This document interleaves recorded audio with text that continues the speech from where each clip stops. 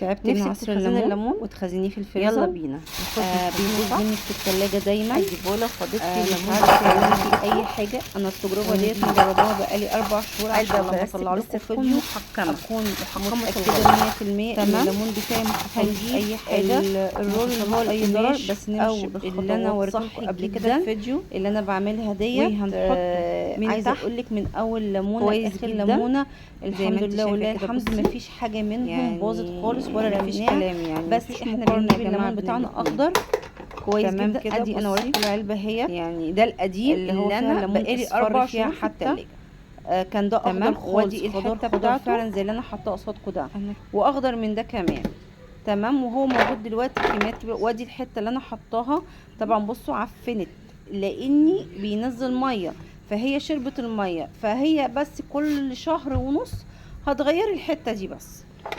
يعني اول ما تلاقيها عفنت كده اهوت، هي مش عفنت اللي هي فيها يعني مطلعه ريحه وحشه، لا هي فيها نقط عفونه بس، اللي هي من الميه اللي بتنزل من الليمون، اللي هو العرق بتاع البلاستيك بمعنى اصح. تمام. وبتغيرها زي ما انا غيرتها كده، وبترجع في التلاجة تاني ولا الهوا فيه. قبل اي شيء انزلي حطي لايك واشتراك في القناه، وتقولي بتتابعيني من انهي بلد واخباركم ايه. وحشتوني جامد جدا. انا اتاخرت عليكم في فيديوهات كتير، بس رجاء يا جماعه الاشتراكات عشان يوصلكم كل جديد، وتشير الفيديو عشان كل يستفيد.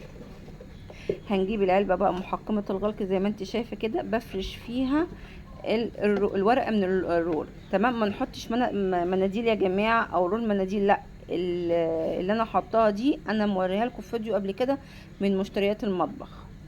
فبحط الليمون الاخضر الاول من تحت، يقوم نازل بايه بالفرشه بتاعته، لاني مش عايزه ميه حوالين العلبه من بره. انا عايزه القماشه دي تمتص كل الميه اللي بتنزل او العرق بمعنى اصح، اللي بيطلع من الكتمه بتاعتها. تمام. وهنرص رص عشوائي جدا، ولا افتكاسات ولا اي حاجه. بس دي والله الشويه اللي انا قلت لكم دولت، انا في الشهر يعني ده شهر الرابع في العلبه في التلاجة.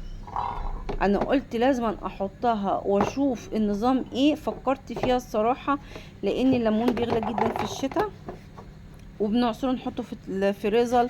في ناس ما بتعرفش تعصره وتحفظه كويس. فالحركه ديت اديني وريتكم الرول اهو يا جماعه جدا كويس قوي. وانا شغاله معاكم. وحطيت طبقه تاني لان انا يعني بوريكم ان هي ما تحطش طبقات تاني. يعني انا قطعت لكم الطبقه اهيت، لا تفتكروا ان انا بحط بين كل شويه شويه طبقه، لا. الورقه اللي تحت دي او القماشه اللي تحت دي، هي مش عارفه القماش ده مصنوع من ايه، بس هو حلو الصراحه، جميل جدا. يعني الله يبارك له اللي عملها. وحطيت كام واحده الصفر اللي هم كانوا فوق الكيس وحطيتهم. وهحط بقى الحته اللي انا قطعتها ديت فوقيهم. ليه؟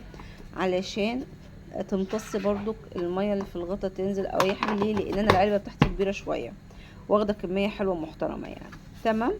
وبيفضل معاكي كده شهور في التلاجة. بس ما يبقاش في باب التلاجة ان انتي بتفتحي باب التلاجة وتقفليه كل شويه فيخش لها عفونه.